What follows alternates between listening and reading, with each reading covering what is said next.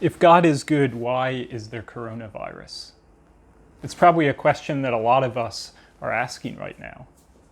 Many of us are legitimately confused, legitimately wondering what in the world is going on around us.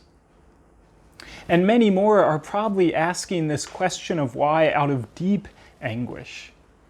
As we or people we know lose their jobs, as we see people get sick, as we see the death toll tick into the thousands.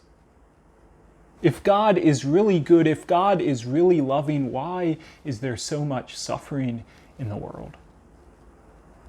Well, I think it's important for us to say right off the bat that we don't always know everything that God is doing.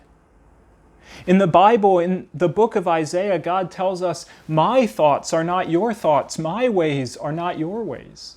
As high as the heavens are above the earth, so are my ways higher than your ways, and my thoughts higher than your thoughts." In other words, God is God and we are not. And as God, He doesn't always explain everything that He's doing in exhaustive detail.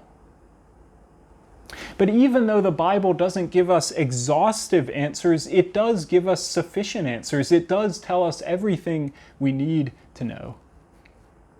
And today I want to briefly explore just one part, one aspect of the Bible's answer to the problem of suffering, the problem of the coronavirus.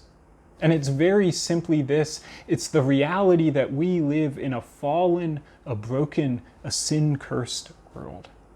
The Bible is honest, the Bible is realistic about the world that we live in.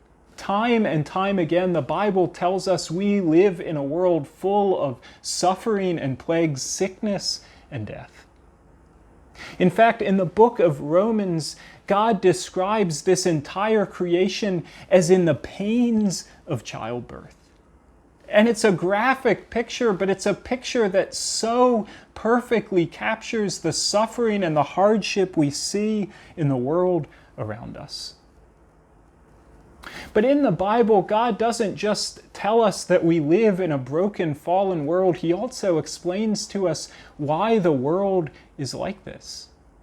You see, at the very beginning of time, the good God created a good world.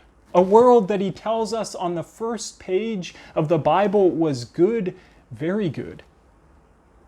But the first human beings, Adam and Eve, creatures, humans that God made from the dust of the ground, they willfully rebelled against their Creator. They rejected the God who had made them good, the God who had made this world good. And through their rebellion, through what the Bible calls their sin, Adam and Eve marred God's originally good creation.